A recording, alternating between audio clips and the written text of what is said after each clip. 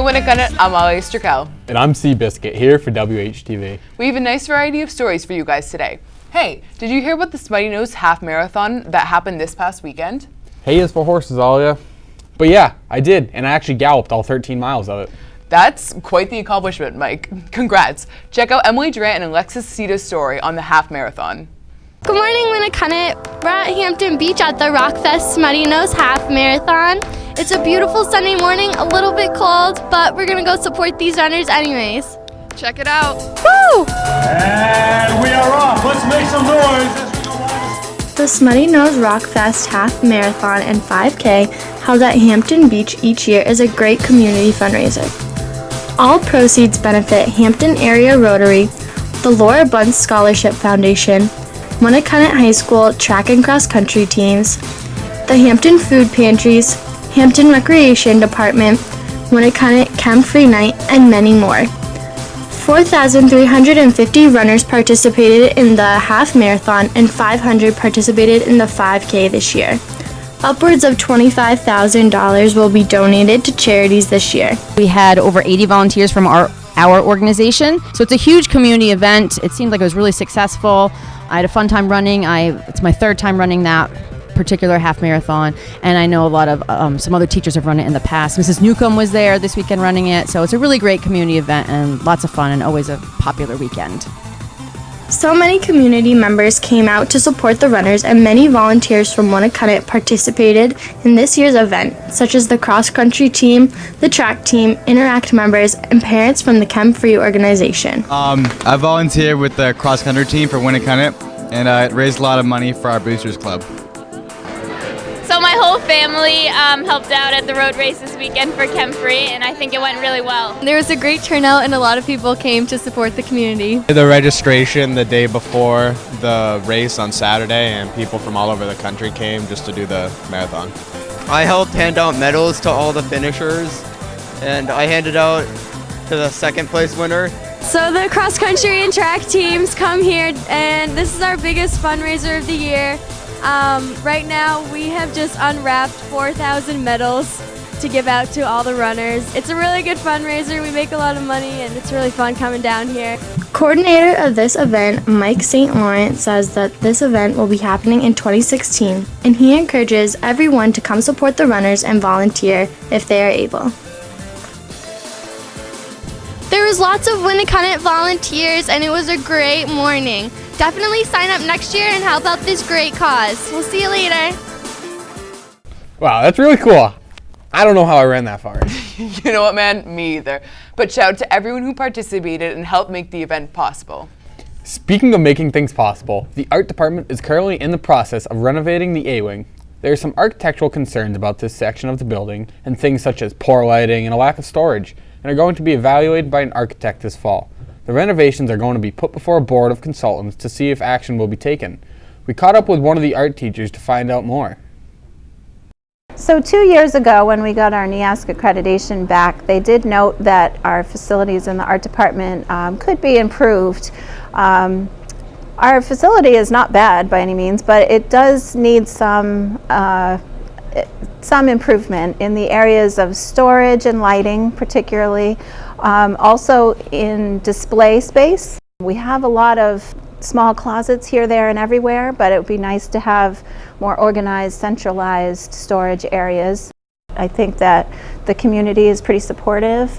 So I guess we still are in a wait and see mode, but we are thinking about what needs to be done. You're getting very sleepy. Very sleepy. Mike, what are you doing? When I snap my fingers, you'll fall asleep. Mike, stop. When I clap my hands, you'll turn into a horse. Are you trying to hypnotize me? Yeah, did it work? No. Well, didn't you do a story on hypnotism? No, Sophia and I did a story on mediums, and I even got my fortune told. Sometimes not knowing what's going to happen to you can be really scary. Wouldn't it be great if we could just know what's going to happen in our future?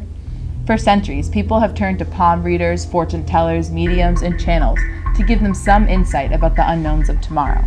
You've probably heard of things like Ouija boards or tarot cards. Both of these things are allegedly used to help tell fortunes, but do you really believe in them? That stuff, mediums, they're completely real.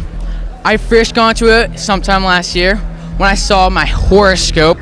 All that stuff that they said about me is completely true. I was shocked. So one time I was doing the Ouija board with my sister and my friend Julia, and I ended up seeing a man standing in between them. So I definitely believe it. I'm taking AP Psychics 2 with Mr. Edgar, and he hasn't gotten to the palm readings yet, but I think he said maybe that's in the next unit. So my friend made me do the Ouija board one time, and like the thing told me it was gonna kill me or whatever. And then for a week after, I had sleep paralysis and I couldn't move in bed. Well, after that, I guess I do believe in it. Before to come here, I saw a medium and she said that I'm gonna be in a very hot and sunny state, but that's not true. I mean, here I am. Well, once I got my palm read, and the lady said I was gonna get married at 27, so I'm not that worried about finding a husband. I got my palm read a couple years ago, and she told me I was gonna live past 100, be very wealthy, and get married to someone that was age of 24. But I mean, I don't know if I really believe it because my friends got the palm read by the same woman. She kind of said the same thing, so I definitely believe in like a other being, the ghosts and all that stuff. I believe in God. I don't believe it because science. Whether you believe or not, accounts of people trying to communicate with the dead have been around since the early 1800s. And while we may sometimes think of fortune tellers as entertainers dressed up like gypsies in an incense-filled tent, that's simply not true. Sophia and I recently visited Gwen Houghton of Newmarket, New Hampshire. She labels herself as an empathetic medium. According to Houghton, a medium is in touch with energies and people's spirits. She communicates with people's spirits through channels. She does this by first shutting down their own thoughts to focus on other people's thoughts through telepathy on the mind. We asked her how she gets these ideas and thoughts when dealing with a customer, and what methods she uses to connect with her clients. I am a highly empathic psychic medium channel. Archangel Michael specifically is the angel that I work with. I just do a quick visualization. You put your hands on the cards and close your eyes. Start to take a couple of deep breaths and start to picture a beautiful ball of white light above your head, and this white light is filled with love and calming energy. And bring this beautiful light down into your chest, and as you do, breathe it into your chest. I want to take the mystery out of metaphysics because it's not about witches and, you know, it's not about, you know, like poltergeists and stuff like that. There is a difference between what I do in working with somebody on a soul level and what I call thought forms. We all create thought forms, and those mean, nasty things that people create are thought forms. What I work with is spirit, and spirit will never tell you to do something. Spirit will guide you. However, there's a large percentage of people that believe that the fortune-telling industry is based on lies. A possible theory for how fortunes are told accurately and correctly is that the medium or psychic is just very in touch with the patient's feelings and emotions. They ask vague questions and narrow down the fortune based on the responses they get. Well, many people are skeptical of mediums. It's a $2 billion a year business. Clearly, there is no shortage of people willing to spend some money to peer into the future. For WHTV, Sophia Stefanov and Alia Strukel. Still wish you turned into a horse. That would have been so cool. Well, sorry to disappoint, but I don't think we would have been able to finish the show if I did. Maybe it was meant to be. You're probably right, Burke. All right, I think that's a wrap for today, guys. For when Whoa. Hold your horses. The show's not over. Still have one more story. And speaking of raps, our WHTV One rookies put a story together about Rap Chat. Hey guys, this is Kaya Kagan and Freddie Shockey. Many of you guys might have heard of this app called Rap Chat. Many students at WHS are known for spitting flames, and many use Rap Chat to enhance their rapping abilities.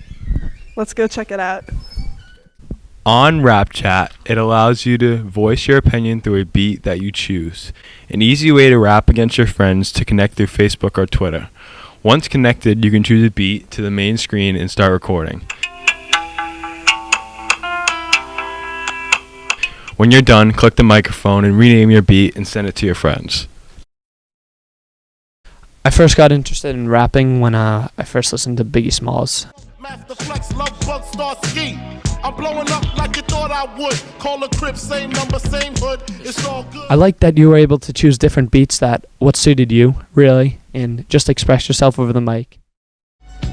Yeah, you know my rhymes, yeah, they spit so sour. Ooh, we, who is better than me? Nobody, I'm the best in the 603. Come on, come and rock with me.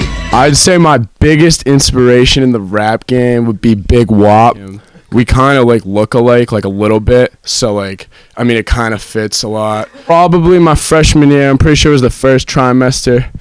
I rolled into the kind of like the lobby outside the auditorium, had all my fans there, didn't see any of his, none of them were there, they're all yelling my name. Yes, this is a battle, and yes, you planned it. My rhyme swinging punch is kind of like a hammock.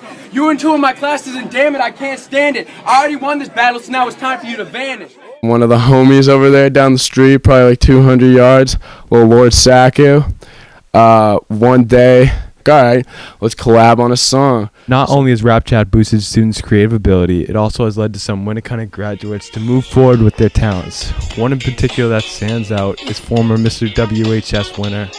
St. Thomas Aquinas is where I prayed. In the chapel was where I spent most of my days. Chilling, relaxing, saying Jesus was cool, and going to church club right after school. Went to check my grades, and they weren't too good.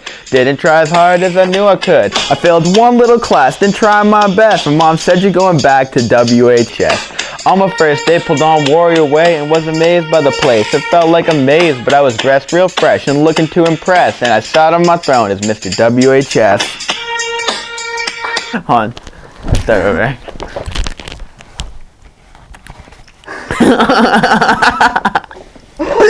I first began rapping when I was still a fetus in my mom's womb. At this time, I heard a beat through my mom's stomach, and doctors nearby reported that it was in fact an ill freestyle from your boy. Young Thug inspired me to become a rapper because once I heard a Young Thug song, I was like, oh wow, anybody can do this. Any jabroni off the street. So that's a wrap, Winnicott. Hope you guys liked it. Later. Cool story, but you have to be careful about what you say on apps like that. Yeah, it's really important to make sure that you keep people's feelings in mind. October is also Bullying Awareness Month. Students were asked to wear blue on Wednesday to make a statement of unison. We asked some of the students why they chose to wear blue. I don't like bullying, like these kids over here. I'm wearing blue to raise awareness for bullying. I'm wearing blue this week because it's Prevent Bullying Week, and I like to bring up awareness. I'm wearing blue today because it is Anti-Bullying Day at Winnicott. Prevent bullying. So before you speak, Winnicott, make sure that anything you say is both kind and true. I'm sorry guys, but this week's episode is over. We know you were really enjoying this very riveting episode of WHTV like you always do, but that's all we have. Have a great day, guys. I'm Molly Osterkel. And I'm still Seabiscuit. Take it easy.